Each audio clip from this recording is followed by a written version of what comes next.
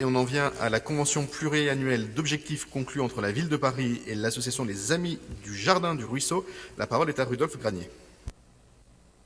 Non plus, je vais donc la mettre aux voix. Unanimité, elle est adoptée. Et donc j'en viens à la DU 150 qui concerne la... Pardon, Christian Honoré.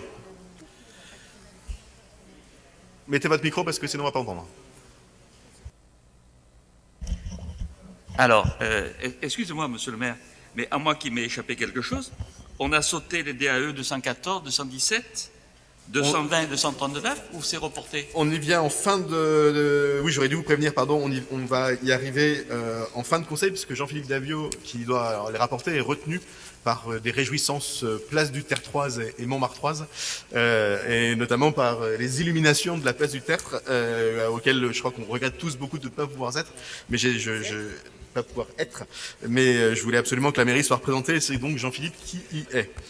Et donc, on en vient à la DU 150 qui concerne la petite ceinture. La parole est à Éric Ellers, Rudolf Granier, puis Émile Meunier. Oui, merci monsieur le maire, mes chers collègues.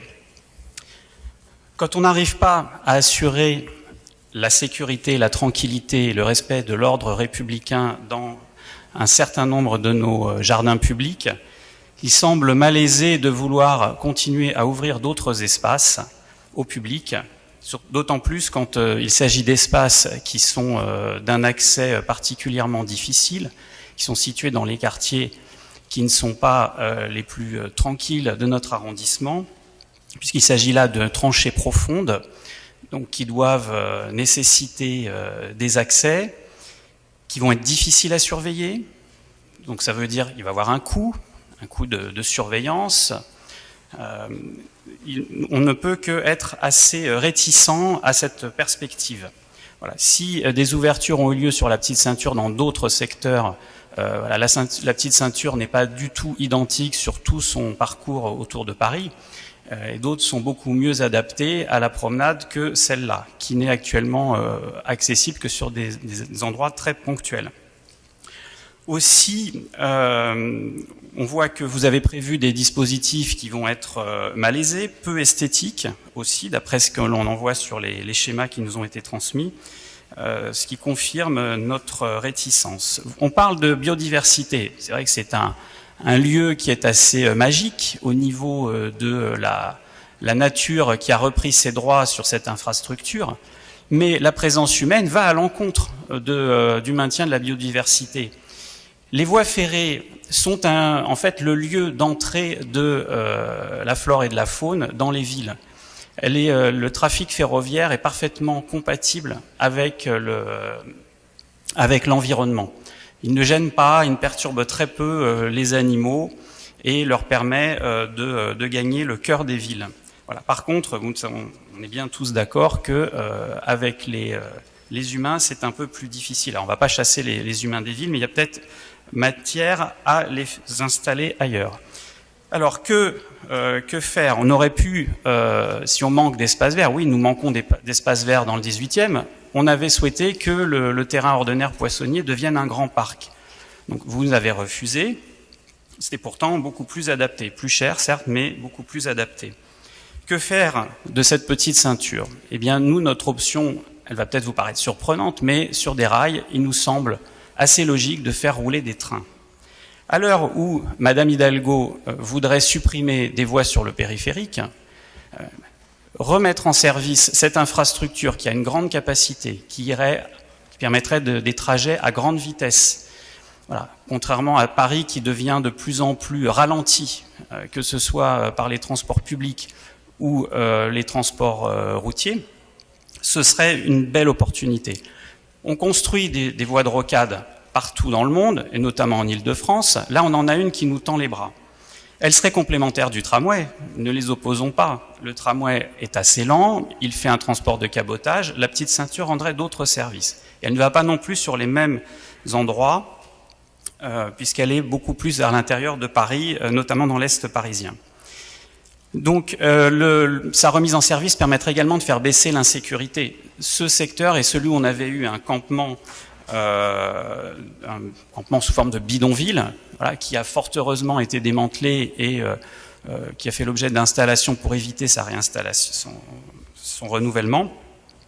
Donc avec un transport, il n'y aurait plus du tout ce type de problème. Voilà. On sait maintenant très bien maîtriser les problèmes de bruit. Le matériel moderne, les infrastructures modernes sont extrêmement performants et apportent une grande satisfaction, y compris aux riverains. Et enfin, puisque nous n'aurions pas cet espace vert sur le 18e, mais par contre nous aurions un accès extrêmement rapide sur les deux grands parcs du nord de Paris, que sont le parc Martin Luther King et les Buttes Chaumont, qui seraient accessibles en quelques minutes depuis tout notre arrondissement, avec une grande facilité, ce que ne permet pas d'ailleurs le tramway des Maréchaux, alors que la petite ceinture passe à travers ces parcs. Voilà, donc ce transport serait vraiment un transport qu'il faut envisager. Voyons loin, voyons utile, voyons beau aussi, et envisageons cette remise en service de la petite ceinture plutôt que un espace propice à l'insécurité et malaisé d'accès. Je vous remercie. Merci. Rudolf Granier, puis Émile Meunier. Et évidemment, Gilles Ménède répondra à tout ça. Je n'ai pas entendu la fin de ce que vous avez dit. Je disais évidemment, Gilles Ménède répondra. Oui. Merci, monsieur le maire. Évidemment, vous vous doutez bien que mon intervention va porter sur la manifestation qui s'est déroulée ce week-end avec l'association, ou l'entreprise, pardon, parce que c'est une entreprise, Je Consomme Noir, intervenant sous l'autorité de l'association Hasard Ludique. Il ne fait pas de mystère que cette entreprise souhaite fédérer une communauté. Et la question de rupture d'égalité côté commerçant est évidemment posée. Alors, cela fait plusieurs fois que nous appelons votre attention là-dessus et nous vous demandons une vigilance plus que renforcée. En ne contrôlant pas les subventions, on arrive à ce genre de dérive de nature totalement raciste et contraire à l'idéal républicain, puisque on assure la promotion d'une discrimination. Je n'ose imaginer ce qui se serait passé s'il y avait eu une affiche « Je consomme blanc ». Donc, toutes les alertes que j'ai pu vous faire depuis le début, que je fais ici, que nous faisons au Conseil de Paris, vous n'en tenez jamais rigueur. Et vous restez même totalement sourd. Il y a des moyens, encore une fois, je suis intervenu la dernière fois au Conseil de Paris en la matière, et Anne-Claire Boux a tenté de me répondre, malheureusement pas de manière satisfaisante, et en plus en ne répondant pas sur le fond. Je vous ai demandé de mettre en œuvre la promotion de la charte pour la laïcité que vous avez publiée et dont la signature ne recueille que 48 associations sur plus de 70 000 si ma mémoire est bonne. Alors, je vous comprends bien que vous allez m'opposer l'idée simple selon laquelle vous ne pouvez pas avoir de contrôle sur une association que vous financez qui fait la promotion d'entreprises, etc., etc. Ça, je comprends. Mais par les temps qui traînent, je pense que vous devez redoubler de vigilance et en plus, surtout quand on vous demande de le faire. Parce que, si vous voulez, moi, si on... Tous autour de cette table, je pense qu'on n'a pas envie de voir 15 000 personnes à Villepinte comme hier. Mais enfin, à un moment, il va falloir se poser la question de qui sont les agents électoraux de manifestations comme à Villepinte hier. Rassurez-vous, j'ai bien vu qui était soutien de cette entreprise et je saisirai l'ensemble des institutions et des partenaires qui supportent ce type d'initiative pour que des subventions soient retirées ou des sanctions soient prises. J'espère avoir été clair. Je pense que vous savez pouvoir me faire confiance dès lors que nous aurons à dénoncer ce genre de pratiques. Souffrez que de les entendre, mais surtout nous vous demandons des actes. Je vous remercie. Je vais laisser la parole à Émile Meunier et puis je donnerai un élément de réponse sur cette question précise ensuite. Émile Meunier. Merci, monsieur le maire. Bon, les écologistes, on se félicite, et ça fait très longtemps qu'on le demande, d'ailleurs comme beaucoup d'entre nous, droite comprise, l'ouverture de la petite ceinture, puisque on sait que nos habitants ont besoin de pouvoir se promener dans des endroits un peu préservés, loin des voitures, loin de la pollution. Rassurez-vous, la préservation de la biodiversité, c'est évidemment un des points d'équilibre qu'on va trouver avec cette ouverture, et je crois que c'est le cas. Preuve en est sur les tronçons qui sont déjà ouverts. A priori, toutes les études montrent que ça se passe plutôt bien. Nous allons quand même néanmoins être particulièrement vigilants pour que sur certains endroits, il puisse y avoir des endroits un peu sanctuarisés, vous savez, sur les talus. Ça, c'est le premier point. Donc le deuxième point, on est tout à fait favorable, et c'est une formidable chose qu'on puisse l'ouvrir de la porte de Saint-Ouen à quasiment Chapelle Internationale. On espère même qu'un jour, on puisse aller plus loin. Troisième point, on va quand même s'abstenir, pas du tout sur le principe, mais sur deux points un peu techniques. Le premier, c'est qu'il y a 5 panneaux publicitaires et on ne voudrait pas exposer les passants qui sont déjà suffisamment exposés à la publicité à Paris, même pendant leur promenade dominicale sur la petite ceinture. Donc il faut travailler avec la SNCF pour savoir qu'est-ce qu'on va faire en compensation de ces panneaux qu'on veut enlever. Ça, c'est le premier point. Et le deuxième point, c'est comment on y accède au niveau du pont du Jardin du Ruisseau. Il y a la possibilité de passer par le Jardin du Ruisseau, mais nous, on pense que ça risque de faire trop de passages et quelque part, ça va bloquer aussi... Quand les gens vont passer, les gens qui vont être au Jardin du Ruisseau, va y avoir des conflits d'usage, et on aimerait pouvoir étudier la possibilité d'une autre ouverture, éventuellement de l'autre côté du pont, ou, mais c'est mon avis personnel, est-ce qu'il n'y a pas quelque chose à faire avec la recyclerie? Enfin, ça, c'est des points qu'on aimerait travailler d'ici le Conseil de Paris, d'où cette abstention, mais qui ne remet absolument pas en cause le principe de cette ouverture sur laquelle on se réjouit. Je vous remercie. Merci. Pour répondre sur la question de la petite ceinture, je vais laisser la parole à Gilles Ménel, et puis je dirai bien sûr un mot puis Anne-Claire Boux, et ensuite... Alors, Anne-Claire Boux, non, c'est sur la petite ceinture ou c'est sur... Alors, d'abord, on répond sur la petite ceinture, et puis après, on dira chacun quelques mots sur l'interpellation de M. Granier. Oui, merci Monsieur le maire. Effectivement, je vous laisserai répondre sur les animations organisées, notamment ce week-end par le hasard ludique sur la petite ceinture, mais je veux surtout répondre sur le fond à un certain nombre d'éléments sur cette ouverture de la petite ceinture au public. Eh bien moi, je constate en tout cas parmi les habitants, je suis très surpris de la proposition de Monsieur Ehlers, parce que je trouve qu'elle va complètement à rebours de la population parisienne, puisque vous savez très bien, Monsieur Ehlers et l'ensemble de mes collègues, que l'ouverture de la petite ceinture au public, c'est un projet qui est actuellement en cours. Il y a déjà des tronçons dans le 15e arrondissement, dans le 14e, dans le 13e, dans le 12e, dans le 16e. Et donc c'est un projet extrêmement voulu par les habitants, qui a même fait l'objet de vote du budget participatif. Pour consacrer un certain budget, notamment 3 800 000 euros pour l'ensemble des tronçons restants sur l'ouverture de la petite ceinture et 800 000 euros pour la petite ceinture 18e. C'est au final un espace de respiration et de promenade qui va être créé avec donc 2,5 hectares ouverts au public tous les jours. Tous les jours, ça signifiera donc bien évidemment, je veux vous rassurer par rapport au signalement récurrent de mise en sécurité. Il y aura une mise en sécurité du site, bien évidemment par la fermeture du site, par différents éléments de serrurerie, mais aussi surtout par le passage de la police municipale parisienne, par de la vidéosurveillance. Et donc, comme il y aura un passage tous les jours des agents de la DPMP, je ne peux que croire qu'il y aura beaucoup plus de sécurité sur ce site que vous ne le redoutez. Donc, ce sera effectivement un espace de respiration, de promenade, un espace d'agriculture urbaine aussi sur la partie entre la porte de Clignancourt et la porte des Poissonniers. Et pour revenir sur votre interpellation, que j'entends pas seulement sur vos rangs, du manque d'espace vert dans le 18e, effectivement, nous partions d'une situation où on n'avait pas suffisamment d'espace vert dans le 18e, mais je veux simplement vous rappeler les jardins des Halles qui aujourd'hui font 4 hectares et qui aujourd'hui sont un jardin où les familles se vont puisque la situation est améliorée. Le parc Chapelle-Charbon, de 3,5 hectares qui dans un avenir de quelques années fera 5,5 hectares, 6 hectares. Et puisque vous me proposez de faire redémarrer la petite ceinture et le train sur la petite ceinture, moi je préférerais effectivement plutôt avoir une trame verte qui utilise toute la petite ceinture et qui aille, pourquoi pas, du parc Martin Luther King jusqu'à Chapelle Internationale et pourquoi pas le parc Chapelle-Charbon. Donc effectivement, je trouve que votre proposition va totalement à rebours de ce qui est voulu aujourd'hui par les Parisiens.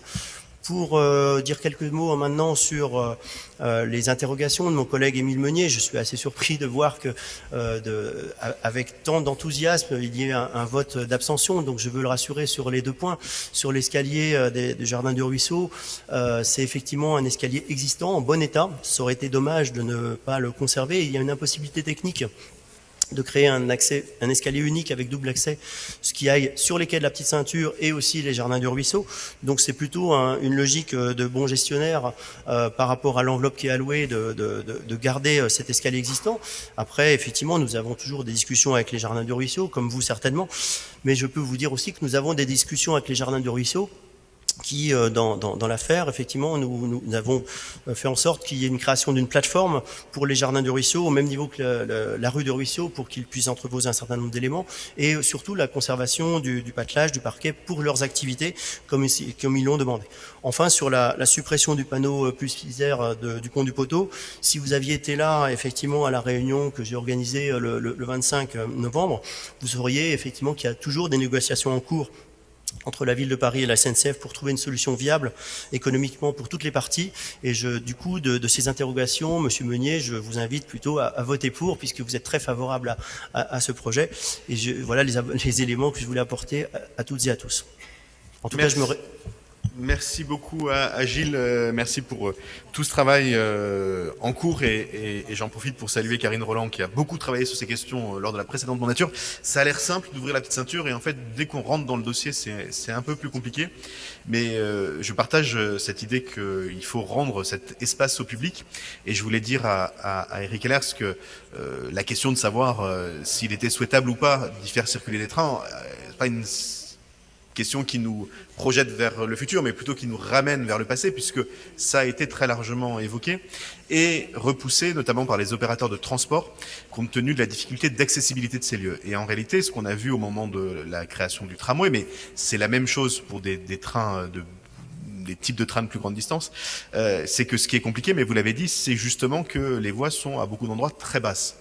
Et du coup, tous les opérateurs de transport ont considéré qu'elles n'avaient plus vraiment vocation à accueillir des trains. Les seuls d'ailleurs qui étaient attachés à la nature ferroviaire de la petite ceinture était une branche de la SNCF, celle qui s'occupe des réseaux, la branche s'occupant des trains, déclarant qu'elle ne servait plus à rien. Donc il y a aussi, en ce sens, une petite complexité. Je pense que il y a des infrastructures comme ça qu'il faut savoir réutiliser pour faire autre chose. Et je pense qu'il ne faut pas regarder dans le rétroviseur s'agissant de la petite ceinture, mais plutôt dans le futur. Et dernier mot pour saluer l'enthousiasme notamment de Vergers Urbains et de la Fondation nationale Léo Lagrange qui travaillent sur l'ouverture de la parcelle entre la porte des Poissonniers et la porte de Clignancourt et qui vont venir, je crois, avec des très beaux projets dans les semaines qui viennent. Je vais donc mettre au voie cette délibération et ensuite je laisse la parole à Anne-Claire Boux et je dirai un mot bien sûr aussi de l'interpellation de Monsieur Granier. Donc je mets au voie la DU 150 qui est pour, qui est contre, qui s'abstient. Elle est adoptée. La parole est à Anne-Claire Boux. Merci Monsieur le maire. Alors je ne vais pas répondre sur la délibération en question, mais sur en effet l'interpellation qui m'est faite. On peut ne pas être d'accord, ça ne veut pas dire que l'un ou l'autre a tort. Sur ces sujets-là, nous ne sommes pas d'accord. Mais par contre, je suis assez irritée de voir qu'on mélange tout dans le débat public. Parler de laïcité renvoie à la loi de 1905. La loi de 1905, ça concerne la séparation de l'État et de l'Église, la liberté de croire ou de ne pas croire, la liberté de conscience. On renvoie à la question du fait religieux. Et d'ailleurs, la base de la loi de 1905, qui est une loi qui a été élaborée, qui a fait l'objet d'un travail en commission pendant de nombreuses années, c'est tout d'abord comment on lutte contre les pressions qui sont faites de croire ou de ne pas croire. Et la loi d'ailleurs de séparatisme qui a été présentée il y a peu de temps confond tous ces principes et on oublie la base même de cette loi qui est de lutter contre les pressions. Donc aujourd'hui, à chaque fois, confondre la laïcité, la liberté associative, la liberté d'expression, je ne suis pas d'accord. Après, on peut avoir des désaccords de fond, et nous avons des désaccords de fond sur ces sujets-là, mais cela ne suffit pas pour revenir à la charge en disant « vous n'avez rien compris ». C'est pas parce qu'on n'est pas d'accord qu'on n'a rien compris. On a des différences profondes entre la droite et la gauche sur ces sujets-là. Mais s'il vous plaît, ne mélangez plus ces notions de laïcité, de liberté associative et de liberté d'expression. Merci. Un mot de Karine Bournazel. Non, il n'y a pas de débat, vous êtes intervenu. Si, monsieur, c'est un rappel au règlement, monsieur le maire. Alors, attendez, on finit éteignez votre micro, vous commencez par éteindre votre micro. C'est un rappel au règlement, monsieur le maire, sur lequel vous je peux permettez, intervenir à tout moment. Au titre de quel article du règlement? Au titre de l'article 27, je souhaite savoir si Madame Boux ou Monsieur Perrin-Bondazel ou les autres ont fait l'objet d'une inscription avant 15 heures comme le règlement intérieur le stipule. Alors, je vous rappelle que je gère ces débats. Je peux, je vous remercie de détenir votre micro, ça résonne. Je pourrais avoir une lecture extrêmement stricte et du règlement intérieur. Ça limiterait de beaucoup les interventions. Je rappelle que sur cette délibération, vous êtes plusieurs du même groupe, vous êtes inscrits, ce qui n'est pas du tout un problème. Donc moi, je gère les débats du conseil d'arrondissement, d'abord comme je le souhaite, c'est quand même pour ça que j'ai été élu, et ensuite en veillant à permettre que dans ce lieu se déroulent des débats. Je préfère que les débats aient lieu au conseil d'arrondissement que sur les réseaux sociaux. Et vous parliez d'un rapport à la démocratie, et je vous explique pourquoi je vais laisser la parole, pourquoi j'ai laissé la parole à Anne Carboux, et pourquoi je laisserai la parole à Pierre-Yves Bournazel, et pourquoi je reprendrai la parole sur ce sujet ensuite, puisque c'est vous qui nous avez interpellés. Vous ne pouvez pas nous interpeller et imaginer qu'il n'y ait pas de réponse sur un sujet qui, par ailleurs, n'a rien à voir avec la délibération. Parce que la réalité, c'est que si je voulais appliquer strictement le règlement intérieur, je vous aurais empêché de faire cette intervention qui n'a rien à voir, rien, avec la délibération qui est présentée. Donc moi, si le sujet, et si on se met tous d'accord autour de cette table pour dire on ne parle que des délibes et on applique strictement le règlement intérieur, ça nous fera gagner beaucoup de temps. Mais en l'occurrence, votre intervention n'était pas plus respectueuse du règlement intérieur que celle d'Anne Claire-Boux ou que celle de Pierre-Yves Bournazel, à qui je laisse la parole. Non mais la délibération n'a rien à voir avec le fonctionnement concret du hasard ludique. La parole est à Pierre-Yves Bournazel. Merci, Monsieur le maire. Je vous remercie de me laisser la parole et j'espère que Monsieur Granier n'en souffrira pas trop. La démocratie amène... Je vous interromps jamais, monsieur. Je vous prie de me laisser m'exprimer jusqu'au bout. J'essaie d'exprimer ma pensée. Je respecte la vôtre, bien évidemment. Je dois dire qu'on touche à des sujets sensibles et donc je souhaitais intervenir. Je trouve toujours très dommage de ne pas mettre au cœur des actions les principes universels qui, au fond, disent une chose assez simple, c'est qu'il y a un genre humain, que nous sommes tous à égalité, que nous devons, dans la République, avoir une égalité des droits, et c'est ce qui nous unit, l'universalisme. Et je trouve toujours un peu dangereux de tomber dans des théories marquées sur le plan idéologique ou parfois tout simplement tomber dans des formes de communautarisme qui affaiblissent, je pense, le pacte républicain et nos fondamentaux démocratiques. En revanche, puisque vous m'interpellez, Monsieur Grani, je n'ai pas bien compris. Vous parliez de provocation comme il y en a eu hier dans un meeting à Villepinte. J'espère que vous parlez de la provocation des nervis extrémistes qui s'en sont pris aux journalistes et qui s'en sont pris à des militants pacifistes. J'espère que c'est bien ça que j'ai compris. Merci. Je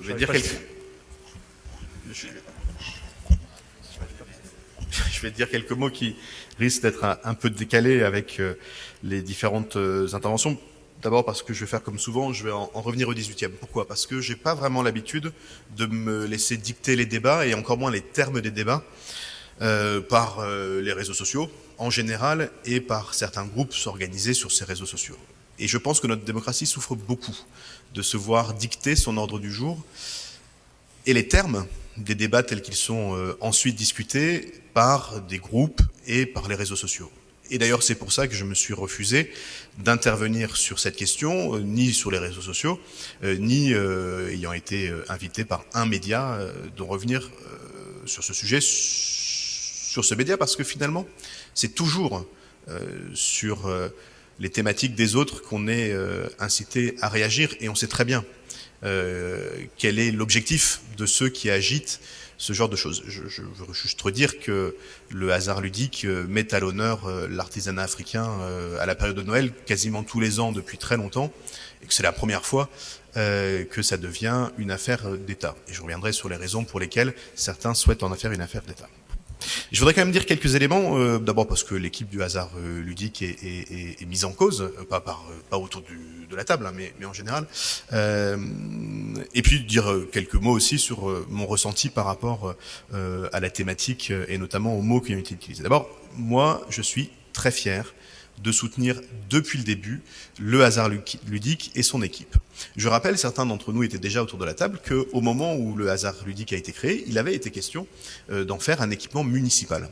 Et notamment avec les conseils de quartier, et notamment dans un travail conjoint entre moi-même et Daniel Fournier à l'époque, nous avions, et bien sûr avec l'aval absolu du maire de l'époque, Daniel Vaillant, et de Bertrand Delanoë, nous avions fait le choix de ne pas faire de la gare de Saint-Ouen un équipement public, mais de confier la gestion de la gare de Saint-Ouen à 3 jeunes entrepreneurs culturels du 18e qui sont tous les 3 des personnalités absolument formidables, très intéressantes et assez visionnaires. Et je pense qu'une des raisons de la réussite du hasard ludique, c'est aussi ce choix qui a été fait de le confier à 3 jeunes entrepreneurs du 18e, avec tout ce que ça comporte aussi de prise de risque. Et parfois, quand on fait de la gestion municipale, il faut savoir prendre ces risques.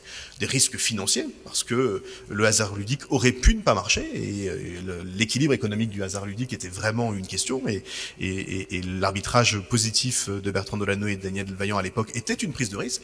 Ils auraient pu se tromper, ils auraient pu couler la petite ceinture, et ça fonctionnait. Et puis, des prises de risque sur la programmation, des prises de risque sur tout un tas de choses, parce que finalement, quand on laisse des gens libres de s'exprimer, eh ben, on contrôle pas tout ce qu'ils disent et on contrôle pas tout ce qu'ils font. Et je dois dire que depuis que le hasard ludique a ouvert, je n'ai eu que des occasions d'y passer des très bons moments et de découvrir des cultures différentes. Et je veux vraiment saluer l'équipe du hasard ludique et revendiquer pour elle leur liberté de programmation. Parce que c'est quand même de ça qu'il s'agit, de la liberté de programmation. Premier élément. Deuxième élément, je voudrais aussi vous dire à quel point je suis heureux que soit mis en valeur, et notamment dans le 18e, l'artisanat en général et l'artisanat africain en particulier. C'est pas complètement pour rien que Maison Chapeau Rouge, que Sawa Shoes, que Peul Vagabonde ont tous été de très grands succès, et que c'est dans le 18e qu'ils ont trouvé leur lieu de naissance. Parce que nous souhaitons valoriser l'artisanat local, et nous souhaitons valoriser les entreprises locales, et nous souhaitons leur trouver un espace. Et ils trouvent dans le 18e un espace d'expression tout à fait intéressant, et je dois dire que j'ai jamais entendu personne reprocher à qui que ce soit la réalité, l'existence de la rue Mira, et l'apport de ces entreprises de l'artisanat pour notre quartier.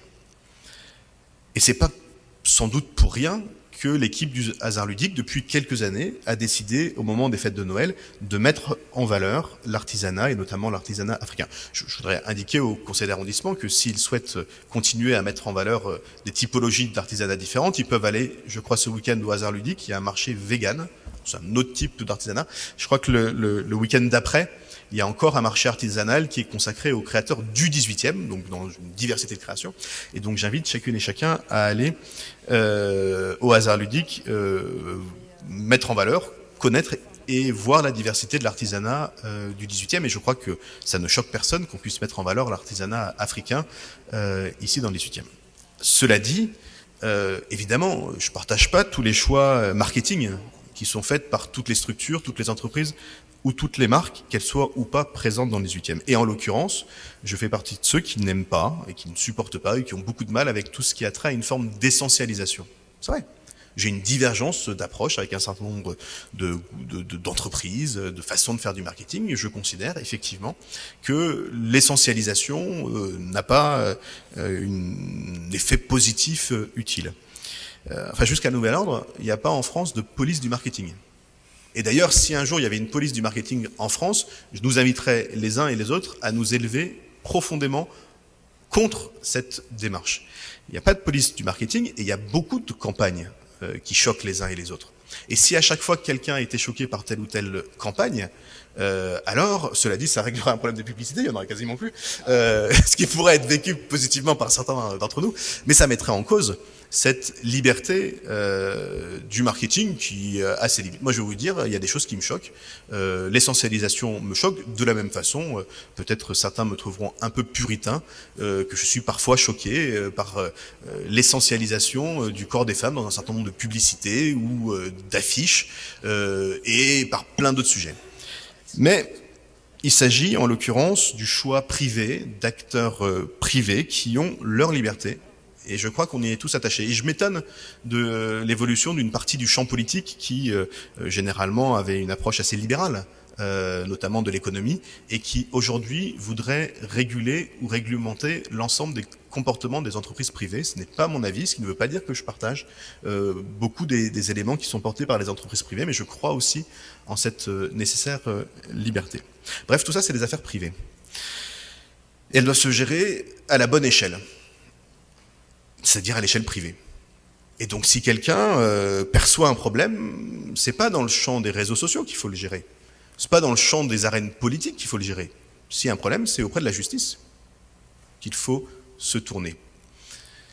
Parce que finalement, si les responsables politiques, pire encore, si les réseaux sociaux, s'amusent à censurer tel ou tel comportement, je crois qu'on a tous à y perdre. Et puisque M.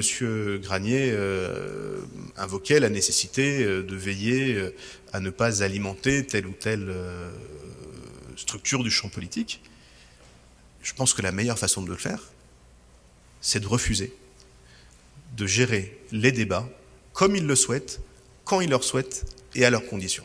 Et je pense que la meilleure façon de se préserver contre ce qu'on peut percevoir, et c'est mon cas, comme des dangers, c'est de respecter un certain nombre de grandes valeurs fondamentales. Et dans ces grandes valeurs fondamentales, il y a la liberté.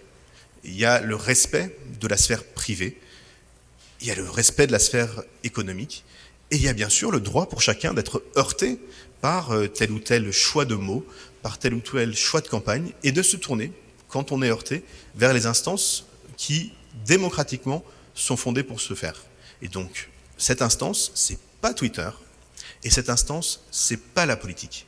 Cette instance, s'il doit y avoir une instance, c'est la justice, et c'est elle qui tranchera. Et au bout du bout, s'agissant de l'affaire dont on parle, j'ai pas beaucoup de doutes si jamais la justice devait être saisie sur ce qu'elle dira. En tout cas, moi, je veux redire à l'équipe du hasard ludique qu'on connaîtra tous, c'est la période, ces campagnes hargneuses d'un certain nombre de gens. Il faut fermer Twitter et se rappeler que quand on a ouvert ses portes, eh ben, il y avait du public. Et ce que je sais, c'est que ce marché, comme tous les autres marchés du hasard ludique, ils attirent beaucoup de monde. Et beaucoup de gens qui ont rien à voir avec l'état des débats qu'on lit de ci ou de là.